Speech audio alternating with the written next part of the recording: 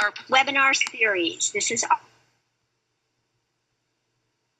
Okay, welcome everyone to the Diocese of Syracuse Office of Faith Formation in-house webinar series. This is our first webinar for this catechetical year.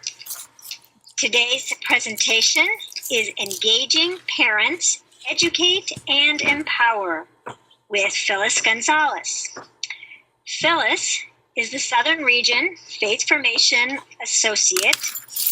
For 20 years, she was the sacramental coordinator and a certified catechist at St. Ambrose in Endicott, and is currently a certified catechist at Our Lady of Good Counsel in Endicott.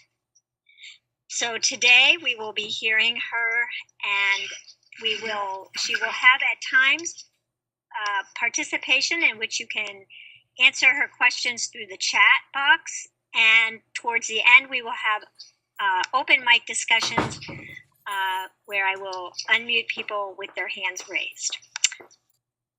Okay, Phyllis, you are on. Okay, hello everybody. This is the first time I'm doing this. It's very strange to not be in front of a group of people, so bear with me as we go through this. So, what does the church ask of parents? The church views the role of parents in the religious formation of children as both a privilege and an obligation. When parents present their child to the church for baptism, they were distinctly reminded that they had the responsibility, as it says in the rite of baptism of children, to bring, and they would insert their child's name, up in the practice of the faith. So, besides the rite of baptism, how many other documents do you know that ask this of parents? I found a few. These are some of them. Now, you'll notice I have the original names of them and then the English in the subtitles in parentheses, because I'm not going to attempt the Latin. And just as an example, in the Declaration of Christian Education, it says, since parents have given children their life, they are bound by the most serious obligation to educate their offspring and therefore must be recognized as the primary and principal educators. Now, this was by Pope Paul VI in 1965. And then the General Directory of the Catechesis in 1997, the first edition, said, parents are the primary educators in the faith. Together with them, especially in certain cultures, all members of the family play an active part in the education of the younger members. It is thus necessary to determine more concretely the sense in which the Christian family community is a locus of catechesis. So this obligation and privilege to teach our children extends to sacramental preparation too. It's within the family setting that a child will continue to practice faith and witness the daily example of Catholic beliefs in action. Now, families and extended families once used to be the framework for teaching and passing on our faith with the children. How many of you had grandparents, aunts, uncles, cousins who lived close by and celebrated special faith events together? Now families are separated by hours or days of travel, or by family lifestyles such as a single parent home, divorced parents, or even jobs on the weekends. There was a study done by the Holy Cross Family Ministries, commissioned to the Georgetown University Center for the Applied Research, to conduct a national poll of adult Catholics ages 25 to 45 who are parents of a minor child. Now, they wanted to measure the practice of faith in these families. So the next three slides I'm going to show you are some examples of this. Now, this talks about the demographics. So you'll notice that in the ethnicity and the race, it says that 54% of the Catholic parents are Hispanic or Latino. And I don't know if that, down here it doesn't really apply in Endicott area, but I'm not sure about some of the other areas that you might be in. 40% are white, and 6% are other race or ethnicity. And as you go on and you look, 79% of the Catholic parents are married, 76% have a Catholic spouse. So I don't know if any of these statistics surprise any of you. Are they, something that look pretty normal? Again, this was ages 25 to 45, and they all were parents of a minor child. The next slide, the statistic they did was perceptions on prayer. Now, take a look at these statistics. Up in the top, it says that prayer is the most powerful connection young Catholic parents have with their faith. More than 80% of them pray for their family, but they don't necessarily pray with their family. So I found that kind of interesting. 71% express that prayer is essential to their faith. I thought 59% of the parents pray at least once a week, and 10% pray almost every week. And again, I find these kind of interesting, and I can see where some of it's coming from. So if you take the 76 now, it says of young Catholic parents prefer to pray individually, while 7% prefer to pray as a family. So if there's 76% that prefer to pray individually, it's wonderful that they pray for their families, but why not with their families? What happens to teaching their children to pray? Where are the mealtime, bedtime prayers that you grow up with? No wonder we have to work so hard with our 7 and 8-year-olds, and actually even some of the older kids and adults. They don't have any example at home to learn their prayers. Now, this next one, statistics, this is about participation in formal Catholic practices. And this is the one that kind of hits home for all of us as catechists and catechetical leaders. 93% of the parents say it's very important for their children to celebrate the sacraments of communion and confirmation. So 63% attend Mass no more than twice a month, and 22% rarely or never attend. And I don't know if this is shown in your parishes that you're dealing with or not, but I can give you an example. Last year in my second grade class, I had out of 10 students, when I asked them, how many of you go to Mass every Sunday or Saturday night? And 2 of them went to Mass on a regular basis. A couple said, oh, I go when we visit my grandma. And the rest were represented by one boy's comment, when I come here to class, which I have on Tuesday afternoons, isn't this Mass in church? So again, these are kind of important statistics as, catechists and catechetical leaders. When I was looking at this, what came to mind was that Peter, Paul, and Mary song, Where Have All the Flowers Gone? But I was thinking, where have all the children gone instead?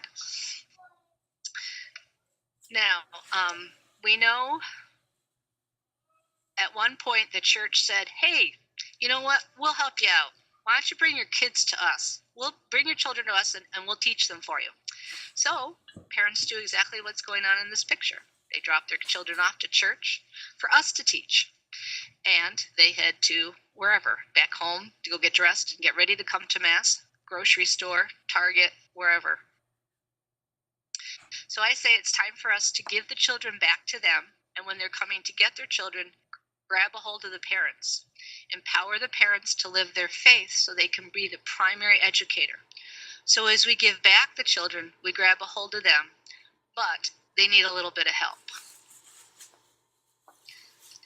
In an article by Kathy Hendricks from Sadler Religion, she talked about faith beginning in the home.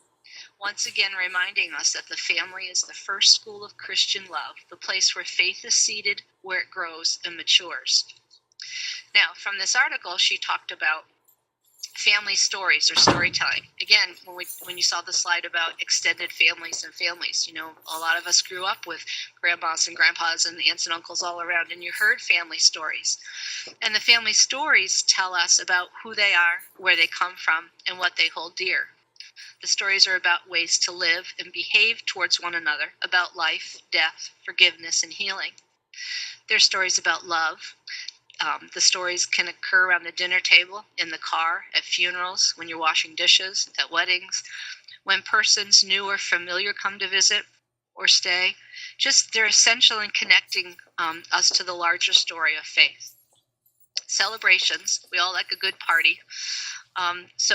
Whether we're welcoming new family members, sharing meals, forgiving one another, all are ways in which families celebrate the presence of God in their lives. Cherished rituals and symbols express love, care, and healing in ways that go beyond what words can convey. So in this time of Advent and Christmas coming up, there's a lot of traditions that maybe your family has, and you pass along from one member and one generation to the next. Christian morality. When families set rules and provide guidelines for behavior, they promote an understanding of Christian morality as a code of conduct that puts family members in strong relationship with God and with one another. And what are we having to do? We have to teach morality in our 7th and 8th grade classes. Families should be doing a lot of this. Prayer.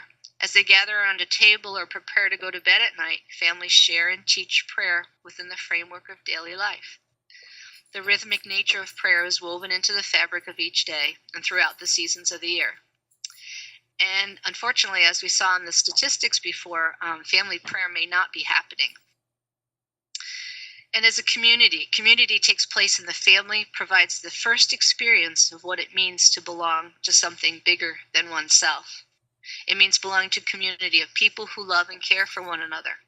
And then once you're learning how to love and care for your immediate family, then that love spills out beyond your immediate family into the larger community, and therefore you can have outreach. So as the family cares for its members, expands that love and care to others. And then again, demonstrating the church's mission of bringing the good news of Jesus Christ to others. Is that happening? I'm not sure. This article brings about the 6 ways many families in the midst of everyday life are sharing their faith. Bringing this to the attention of the parents. When you do these things, you are sharing your faith with others.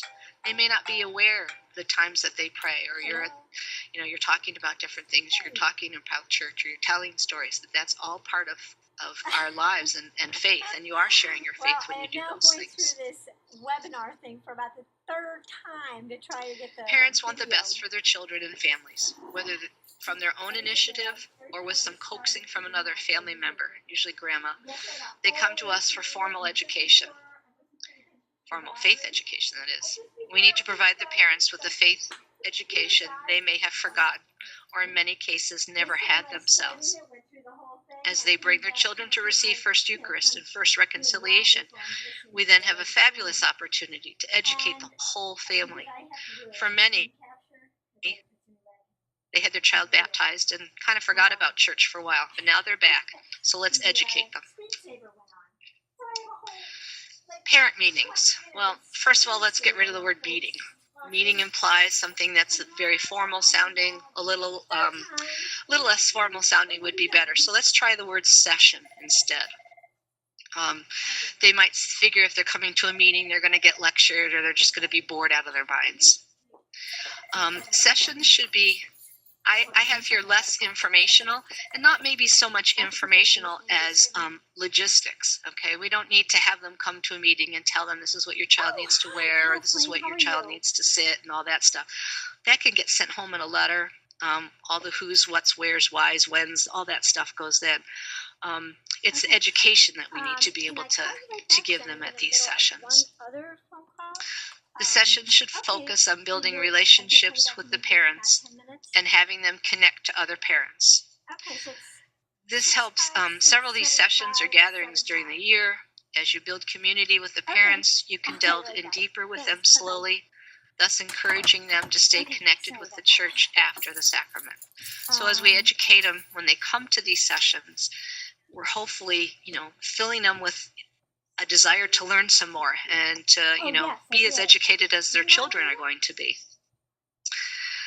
And most of you know that one of the greatest things to have for the sessions is to have great hospitality.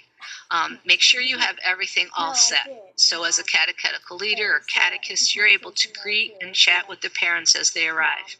You need to be fully present to each of the parents and the children. If you're worried about, oh my gosh, I forgot to plug in this, or is the computer going to work, or where's the screen, all that kind of stuff, that's all in your mind, and it's not helping you to appear more hospitable and to appear friendly. Sessions can be parent-child. No. They can be intergenerational. They can be whole community. For example, a lot of times, we're hearing a lot more about parent-child meetings. This year, I taught here at Our Lady of Good Counsel First Communion Reconciliation last year, and this is my 2nd year. And they had a really great 10 Commandments PowerPoint presentation that somebody had put together a couple of years ago. But their workshop or their session program was parents brought the kids, parents dropped the kids off to us catechists. The parents went to an adult meeting with the deacon to get some adult education. Well, I watched this 10 Commandments PowerPoint presentation, and it had some really great definitions and some really great ways to explain some of those harder 10 Commandments to the kids.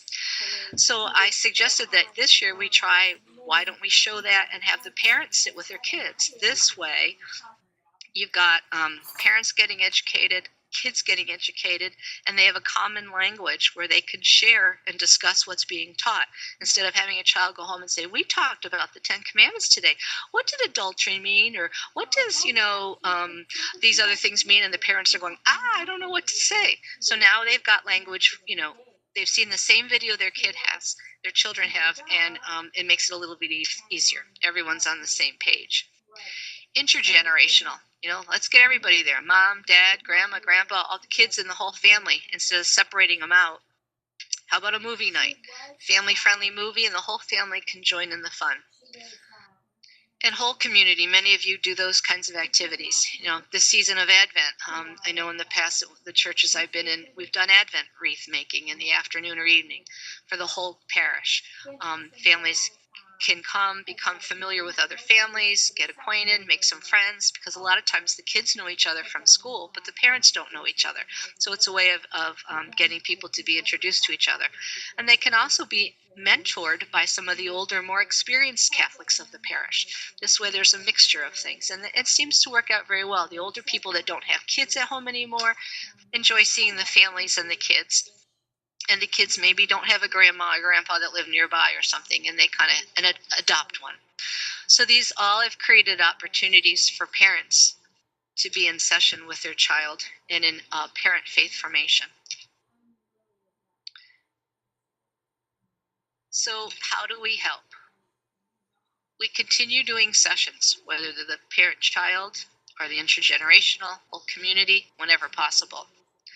We need to provide adult faith formation also. It's great when we do it with parents and kids, but the adults do need some more formation on their own too. And that should take into consideration some of the following things. What is their faith base? How far did they go in their education? Did they get to 6th grade and leave?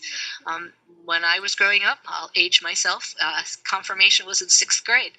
I didn't have to attend any education after that. So I figured I came into my adulthood with a 6th grade faith formation education. How do they learn? Are they better coming in and saying, hey, can I meet with you one-on-one? I have some questions about this. Peer gatherings, group gatherings, all the different ways that they would learn. And listen to them. We need to listen to the parents. Where are they coming from? What do they really want? What do they want to answer? What questions do they have? What do they want? They want some education for the kids, but maybe deep down they really want it for themselves too. They just don't know how to express it. Teach parents to pray with their children. It can be simple little prayers that you send home. We start and end all our sessions with prayer in our classroom, but when we did our workshop with parents, we ended with prayer all the time. So with the reconciliation workshop, we ended with the prayer of sorrow. And what we did was we, again, had the parents and children join together. They did a little project. And then we ended with the prayer of sorrow and made sure that they each had a copy of the prayer, because you can't assume that the parents know a prayer, even a Hail Mary or an Our Father. But those are the things that are important. And it was kind of neat because you could see the kids looking at their parents, and they got to hear their parents saying the same prayer that they were learning. A simple idea, but it really does work. Coaching parents. It's a program that focuses on helping parents to strengthen their faith, but also in helping them to strengthen their ability to teach to their children. It focuses on the strengths that they do have. You help parents to discover the answers in a way that will stick with them. And your ultimate goal when you're coaching parents to teach their children is the development and greater engagement and participation of the whole household in the life of the church.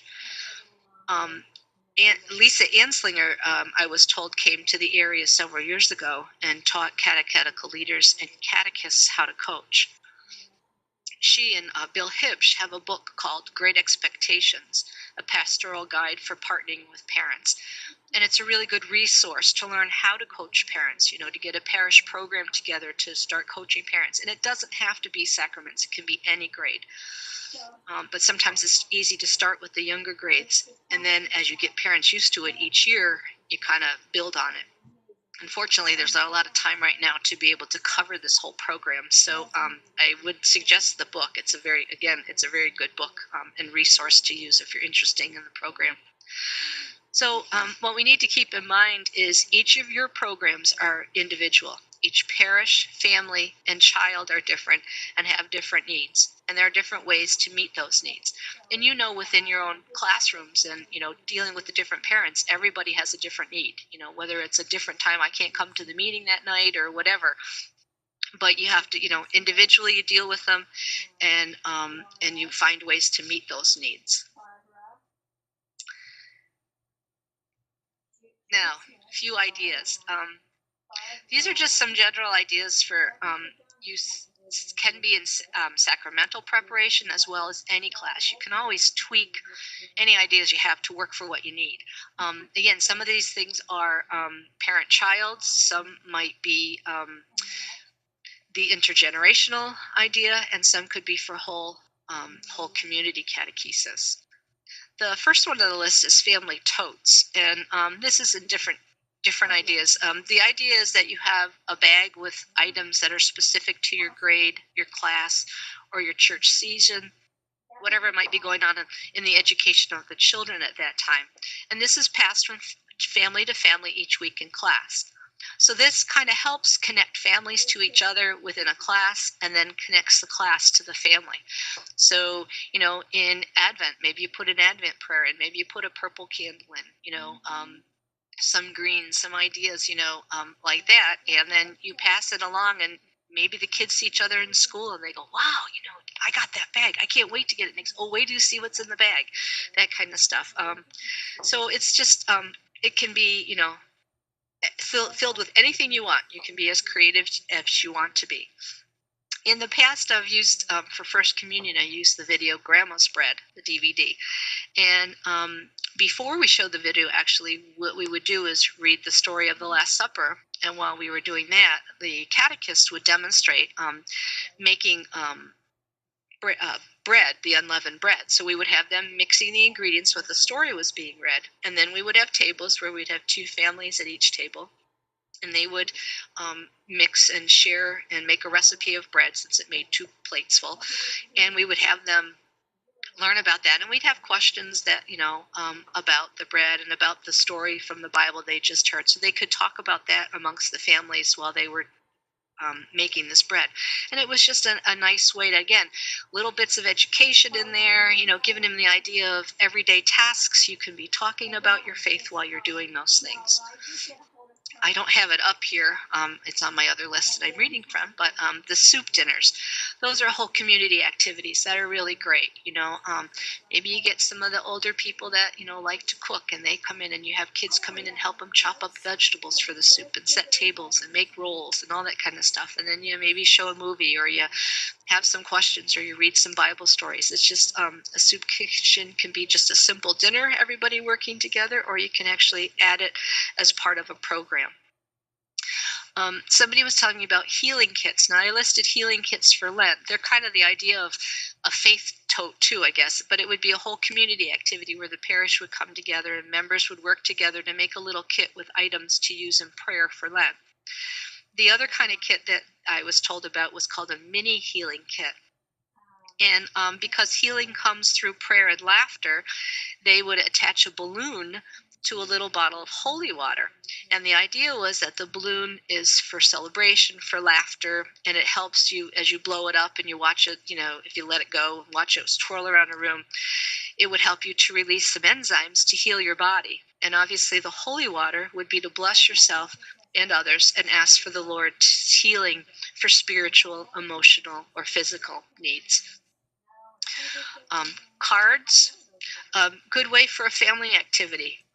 Making cards for shut-ins could be actually fall into any of the sessions: parent-child activity, a family intergenerational activity, or a whole community parish activity, or just in your own family, getting together and getting some cards and making them for the holidays, or even just a springtime card or a happy fall card, and either your Meals on Wheels, or you're finding out some of the names of the shut-ins that are belong to your parish. Those are the kinds of things, people you can send them to, nursing homes, all that kind of stuff. Mentor parents. Mentor Parents is it's a program where you can connect empty nester families with young families. So example, parents with young adults could be connected as a mentor parent with parents who are preparing their babies for baptism. Sharing a meal, talking about sharing faith and family prayer, sharing stories of what your family did at meal times and how you shared your faith with your children are all ways that could help them connect. And then that can grow as they grow along. And it kind of, makes the empty nesters feel needed, the mentoring parents, and it helps the new young adult parents who may not be quite sure if they've come from college and married and are now starting a family, how to venture back into the faith family if they've kind of wandered away. And I have parent retreat listed here too. A mini parent retreat. Many of your parishes provide retreats for youth once or twice a year, and as part of a sacramental preparation. So you might consider condensing the retreat themes and providing an evening retreat for parents on the same theme. Parents will get ministered to, and they'll be more ready to share with their child about the retreat, since they'll have gotten, again, the same information that their child on retreat did. And, again, you can, up it a little bit if you need to, as far as the level of the education, because you're talking to adults. But it kind of gives them an idea of, so when their kids come home and they say, "How was your retreat? What'd you talk about?" "Oh, it was okay. We didn't talk about anything really." They could say, "Oh, no, wait a minute. Didn't you talk about this?" So it gives them a little bit of time to chat with their kids. Okay, so this little note says, if plan A didn't work, the alphabet has 25 more letters. Stay cool. So, do you care to share any of your plan A or plan Bs or plan Qs? What practices have worked for you? What have you heard from others, and maybe you haven't had a chance to try yet, but that you'd like to try? So this is a little bit of sharing time.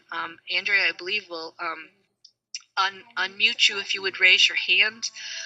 Any information that you might have would be greatly appreciated to share.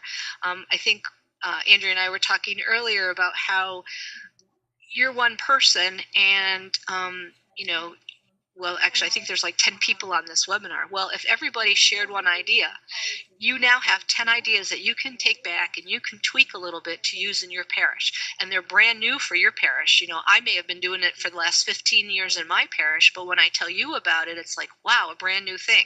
So we really need to share ideas, not waste a lot of time or, rework things that have already been figured out. And again, each parish is a little bit different. Each person's a little bit different. So you might have to tweak it here or there, but anything you could share would be wonderful. So Andrea, if you'd like to open up. Thank you so much, Phyllis. And I do have, if anybody wants to share anything right now, comment on any of the slides or talk about anything that you're doing at your parish with your parents. I don't know how to raise my hand, but I turned my mic on. This is Peter. Okay. I noticed exactly everything you said is so wonderful in terms of things that we've observed with our families. We make them come in to pick their kids up because we don't want to release the kids out after, especially the K-5 kids, out after the classes are over. We have a circle now where the parents join in the circle, and we always close with a prayer. The first couple of times it was a little bit, they were out in the back talking football or whatever, and we got them to come in, and now they know that we don't go anywhere until everybody's in the room. with the kids and the parents. We make one huge circle and we pray together. And that's when I, tell them what's happening for the year of Mercy and whatever else is going on. But mostly it's to pray together and to share that experience. That's great. And we give parent materials out to the kids. Mm-hmm. Catechist checks to see what's completed, but I always encourage them never to completely finish a project so the kids can finish it at home. Oh, yeah. No, that's a great idea. I love your idea of the circle prayer, making the parents kind of stay. Because even that little bit, they get conditioned, to do that. And the kids are used to that. Oh, Mom, we can't leave yet. We got to go to the circle of prayer. That's a neat idea. Yeah, that's excellent. It really goes to that side that you talked about, Phyllis, about parents praying with their children, not just for the family, but praying with. Right. I'm going to have Diane Zeller. Go ahead, Diane, you're on. Diane? Okay, all right, I will try Madonna. Can you hear me? Yes. Oh, great. One thing that we do in First Reconciliation is I have in our second grade, as they're preparing for reconciliation, and because they are very unfamiliar with any of the prayers, like you said, Phyllis, each week I send home what I call a prayer bear to share. Okay. And it's a stuffed bear, and I stuff him in a bag, and attached on a fancy bow is the act of contrition. And they take it home, and they have to promise, if they take the prayer bear to share, they have to pray it with one family member every single night for that week. And then they bring it back the following Sunday. And, of course, the catechists say, did you pray every day with your family? And they say, yes, we did.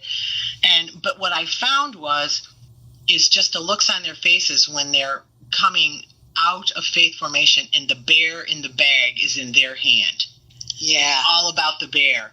And they really, really seem to engage, at least with the bear, I'm hoping. And the parents have said, a couple of times, parents have said, oh, yeah, we prayed it every night.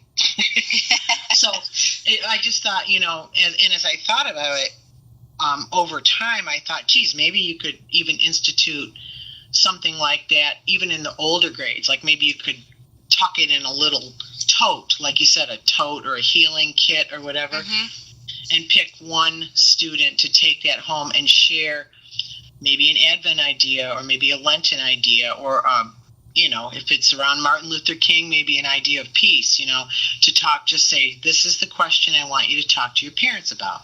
And they could take that home. I don't know, just ideas. Yeah, So, no, that's great. But our prayer bear to share seems to be a hit, at least in second grade. That sounds like it's fun. I can see the kids having a good time with that. They do. They seem to, yep. And actually, Madonna, I did that when I was a catechetical leader at St. Helena's. We did that. But we also, in the tote with the bear, was a journal. And they wrote all the things that took place during, it was kind of like, their guest in their home also. So the bear would be, talk about whatever they did, but they included the prayer, whatever prayer they were sharing in the family that week or whatever. They wrote those prayers in the journal. Yeah, I like that idea. It's a good idea because that kind of keeps track of the, they're writing down what they're doing. So, right. If you write it down, it stays with you.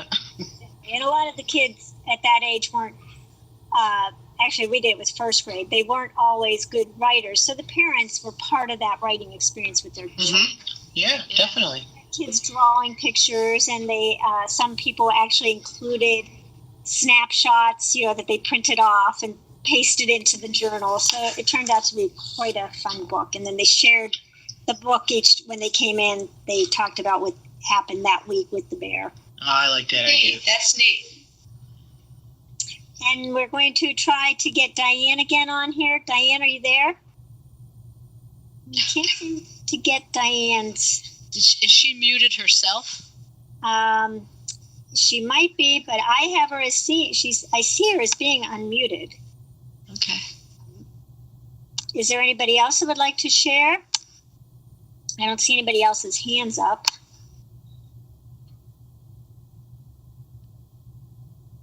Are there any questions that you would like to ask? How true do you think that the statistics were that I was showing you? I know the first Peter said he thought that they seemed right on the mark for his parish, but I was just curious how other people felt about that. Can you maybe put that slide back up? Yeah, sure, I can put those back up.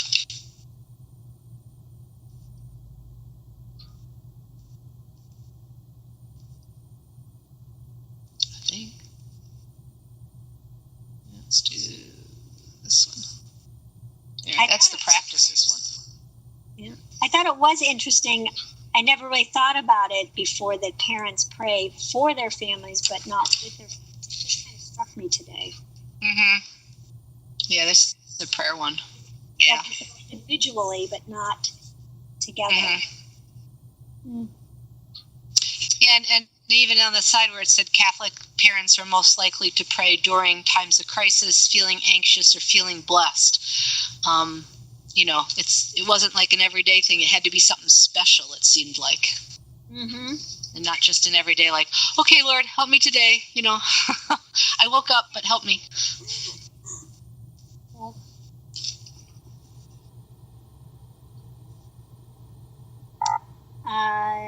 Diane said her mic is not working, but she would like to suggest teaching Mass, that her parents loved that. So doing a teaching Mass to get the parents engaged. Okay. A learning experience. That's a good idea. We've been doing, because we have here at Our Lady Good Counsel, they have classes on Sundays and then on Tuesdays. And like I said, I teach on Tuesday afternoons. The kids that go on Sundays, they go from class directly to Mass. Now the Tuesday night ones, we don't have Mass. So last year they started where once a month, Father will do a Mass for the kids on Tuesday, and they make it kind of a teaching one. So like the first month they talked about, the processional and how you gather in the beginning part of the Mass. And the last time we talked about the Word. So they're taking each month, they're taking a part of the Mass. And I think it's kind of interesting because a lot of times the kids that come on Tuesdays are the ones that are not coming to Mass on the weekends. So they have no clue what Mass is. So it's been kind of interesting that they get to learn that way. The parents aren't with them, but at least we're starting to get the kids a little familiar with it. So, but I think for parents and kids, that would be a great idea. Phyllis, would you like to share what the associates are doing as far as share a place where we can Sure. share that.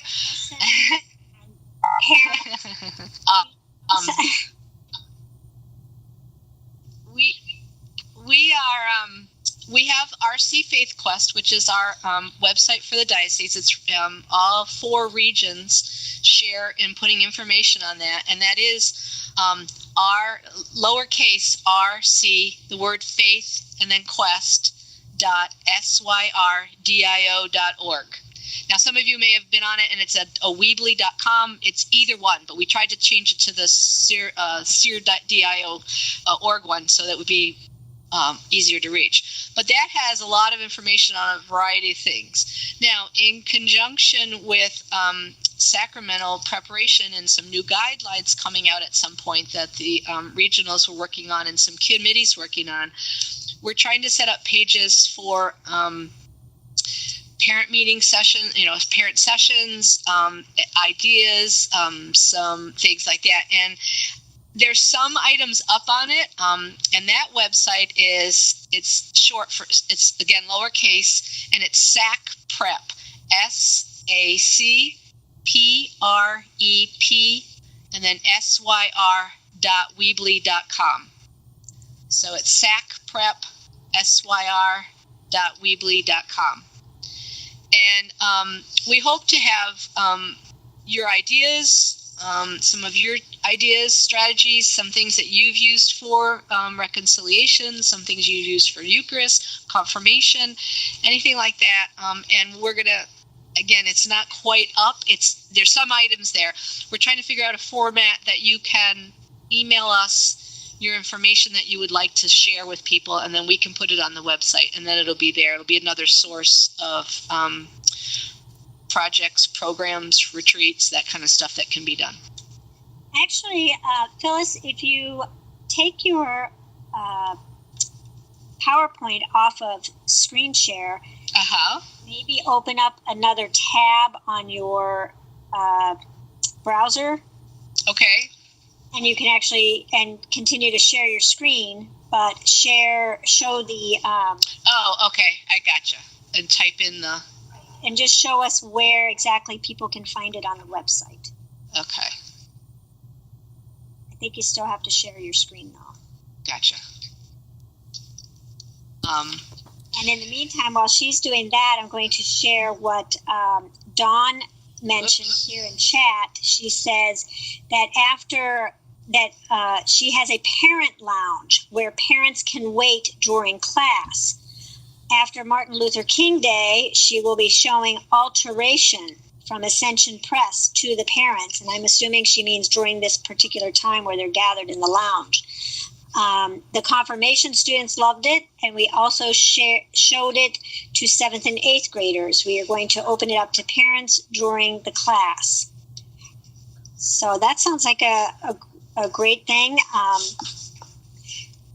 Everybody learning the same thing and having the same terminologies and understanding the same the lessons.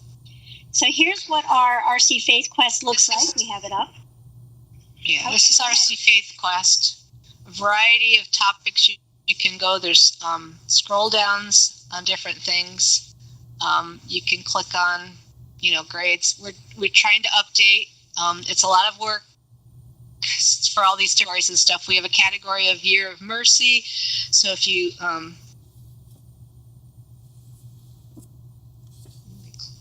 resources, some videos, some ideas, if you haven't found them, or in addition to, might give you a couple of web.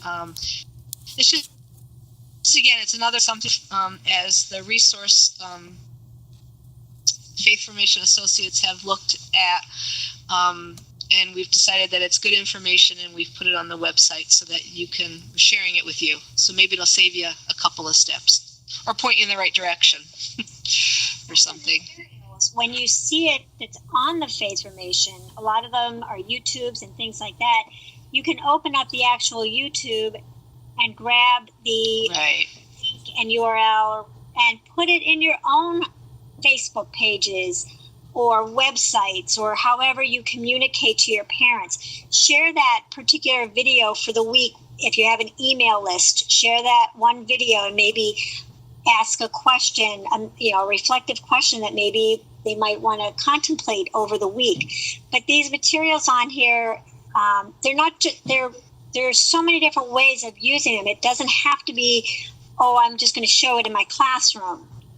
Share it in using social media formats. Event stuff. So, just a lot of clips and videos. So again, I think we're kind of breaking. I think you have to maybe go off of that because I think it's taking bandwidth there. Okay. So exit off of that. Okay. Any other questions? Go over one tab. On the top, you could go over to the... Yeah.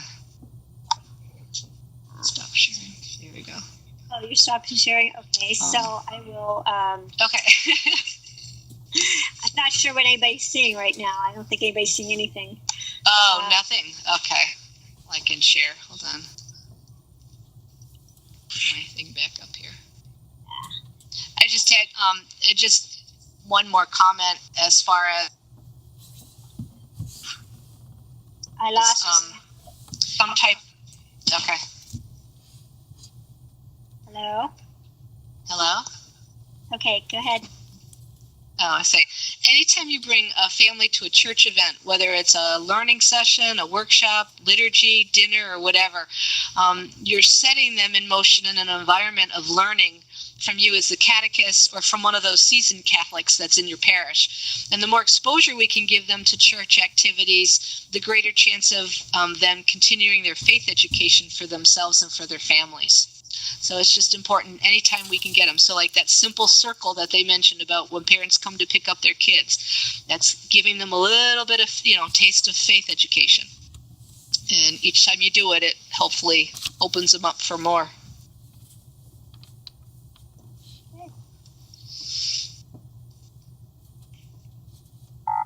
Well, I don't see anybody else. Oh, wait, Andrea Schaefer. Andrea, you're on. Can you hear me? Yes. I think you did a fabulous job, but I'm probably a little prejudiced, aren't I? I think so. I thought it was great. Great job. Thank you.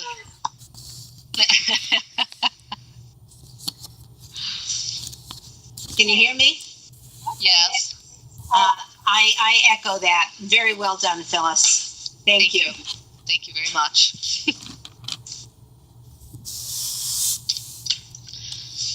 If nobody else has any other questions or comments,